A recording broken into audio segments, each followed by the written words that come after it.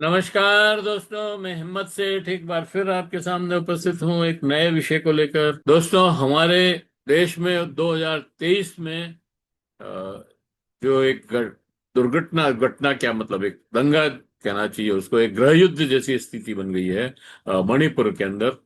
जो स्थिति बनी थी उसकी कहीं चर्चा नहीं है।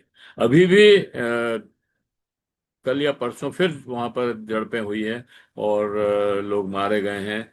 और मतलब लगातार वहां पर हमले हो रहे हैं। लेकिन हमारा जो मीडिया है, खासतौर से जो प्रिंट मीडिया है या विजुअल मीडिया है, मतलब इलेक्ट्रॉनिक मीडिया है, टीवी चैनल्स हैं, वो उसको दिखाने के योग्य भी नहीं समझते।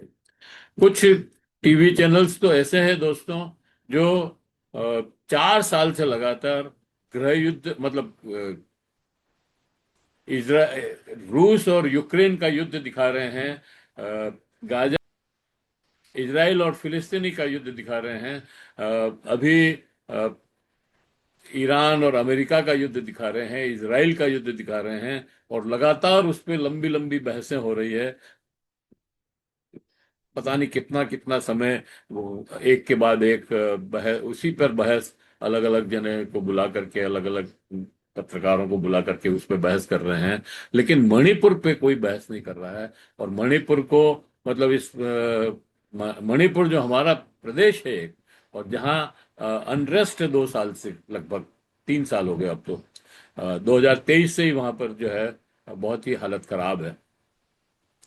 और वहाँ इतना विभत्स वहाँ के वीडियो और आए, महिलाओं की स्थिति, और महिलाओं को नेकेट करके घुमाया गया वहाँ पर।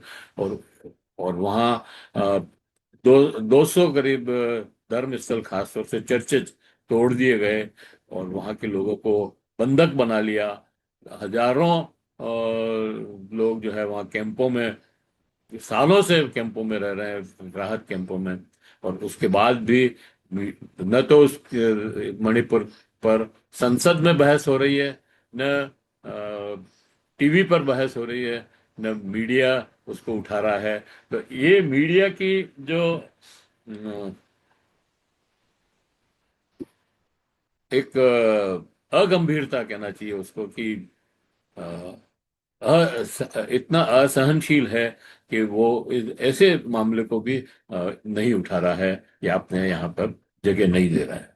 मैं आज उसी पे थोड़ी सी बात करूंगा दोस्तों। अ, एक राज्य महीनों से जल रहा है, लोग अपने घरों में से बेघर हो रहे हैं, महिलाओं के साथ अमानवीय घटनाएं हुई हैं, और देश का मीडिया चुप है। क्या कर रहा है अपने देश का मीडिया?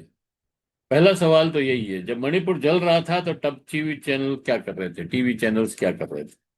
जब मणिपुर जल रहा था तो टीवी चैनल पर क्या चल रहा था? डिबेट हो रही थी, लेकिन मणिपुर पे नहीं, किसी फिल्म पर, किसी बयान पर, किसी चुनावी जुमले पर। और मणिपुर की हेडलाइन बनने के लायक भी नहीं थी। यहाँ तक कि हमारे प्रधानमंत्री और नरेंद्र मोदी तक 2 साल, 3 साल, 2.5 साल तक मणिपुर गए ही नहीं। और वो विदेशों के दौरे करते रहे, चुनावी रैलियां करते रहे, लेकिन मणिपुर जाने की फुर्सत उनको नहीं मिली। तो और इसी के चलते, क्योंकि मणिपुर में प्रधानमंत्री नहीं चाहते थे कि मणिपुर पे बहस हो, इसलिए टीवी भी और टीवी चैनल्स भी और पूरा मीडिया जो है उस पर चुप्पी लगाकर बैठा था। क्या मीडिया ने सरकार से जवाब मांगा? सवाल ही नहीं उठता है। मणिपुर, जब देश के प्रधानमंत्री लंबे लंबे समय तक चुप रहे, क्या मीडिया ने पूछा मणिपुर पर आपकी चिप्पी क्यों है? नहीं। बल्कि एक नैरेटिव बनाया गया, सब कंट्रोल में है, ये तो बस स्थानीय विवाद है। क्या सच में ये सब कंट्रोल में था? आज भी नहीं है।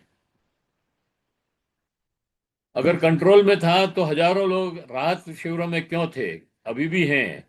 अगर सब सामान्य था तो इंटरनेट महीनों तक बंद क्यों रहा? कुछ पत्रकार थे, कुछ छोटे प्लेटफॉर्म थे जो जमीन पर गए, जिन्होंने सच्चाई दिखाई, जले हुए घर दिखाए। डरे हुए लोगों को दिखाया, टूटा हुआ समाज दिखाया, लेकिन उनकी आवाज इतनी कमजोर कर दी गई कि वो देश तक नहीं पहुंच पाई। यहां तक कि पुलिस अफसरों ने इस्तीफे भी दिए, वो भी हेडलाइन नहीं बनी।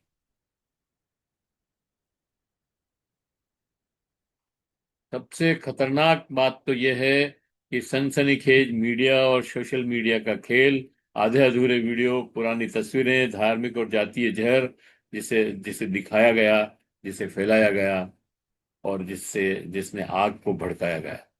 पूरे मणिपुर में जो जो इशू था, जिसके ऊपर ये विवाद हुआ, वो छोड़ करके सांप्रदायिकता का खेल शुरू हो गया, और सांप्रदायिकता के आधार को पर वहां पर सांप्रदायिकता फैलाई गई और झगड़े दंगे कराए गए। यहाँ मीडिया सिर्फ न्यूट्रल नहीं था, कई जगह वो अनजाने में आग में घी का काम कर रहा था, घी डाल रहा था। तो सच क्या है? मणिपुर में जब लोग न्याय के लिए चिल्ला रहे थे, तो देश का बड़ा मीडिया सरकार के साथ दिखा, जनता की आवाज दब गई, और कुछ हिस्से दंगों और भड़काने का माध्यम बने। आखिरी सवाल यह है दोस्तों कि अगर मीडिया अपनी जिम्मेदारी निभाता, अगर वो सच्चाई को देश के सामने रखता, अगर वो सत्ता से सवाल करता, तो क्या मणिपुर इतनी देर तक जलता? Camera close. लोकतंत्र में मीडिया सिर्फ खबर नहीं दिखाता, वो सच और झूठ के बीच की दीवार होता है। लेकिन जब वही दीवार कमजोर हो जाए, तो सिर्फ एक राज्य नहीं जलता, पूरा देश जलने का खतरा पैदा हो जाता है। तो दोस्तों, आज हालत हमारी बहुत खराब है, क्योंकि हम सवाल नहीं पूछ रहे। हमारा हमारा निवेदन है, सोचिए, सवाल पूछिए, क्योंकि चुप्पी में एक पक्ष होती है, चुप्पी में भी एक पक्ष होता है। और इसलिए हमको मणिपुर जैसे संवेदनशील मुद्दे को या इश्यूज को छोड़ना नहीं चाहिए, उस पे लगातार सवाल पूछते रहना चाहिए। जय हिंद, जय भारत। आपको ये वीडियो कैसा लगा हमें कमेंट बॉक्स में बताएं। आपने अगर अभी तक भी हमारे यूट्यूब चैनल महावीर समता संदेश को सब्सक्राइब न किया है, तो सब्सक्राइब कर लें, बेल आइकन दबाना न भूलें। जय हिंद, जय भारत। मिलते हैं फिर किसी और वीडियो के साथ।